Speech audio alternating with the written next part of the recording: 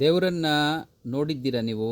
ಅಥವಾ ದೇವರು ಇದಾನಾ ಅಂತ ಯಾರಾದರೂ ನಿಮ್ಮನ್ನು ಪ್ರಶ್ನೆ ಮಾಡಿದ್ರೆ, ನೀವು ಅವರಿಗೆ ಒಂದು ಮರುಪ್ರಶ್ನೆಯನ್ನು ಮಾಡಿ, ನೀವು ಯಾವತ್ತಾದರೂ ಪ್ರಾಣವನ್ನು ನೋಡಿದ್ದೀರಾ ಅಂತೇಳಿ.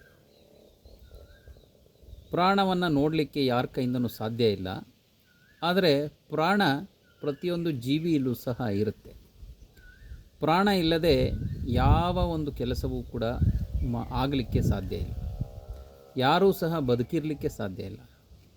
ಅಂಥ ಒಂದು ಶಕ್ತಿ ನಮ್ಮಲ್ಲಿ ಅಡಗಿದ್ದುಕೊಂಡು ನಮ್ಮನ್ನು ಹೇಗೆ ನಡೆಸ್ತಾ ಇದೆಯೋ ಅದೇ ರೀತಿ ದೇವರು ಅಂತಕ್ಕಂಥ ಒಂದು ಅಗಾಧವಾದಂಥ ಶಕ್ತಿ ಈ ಸೃಷ್ಟಿಯನ್ನು, ಈ ಪ್ರಪಂಚವನ್ನು ನಡೆಸ್ತಾ ಇದೆ.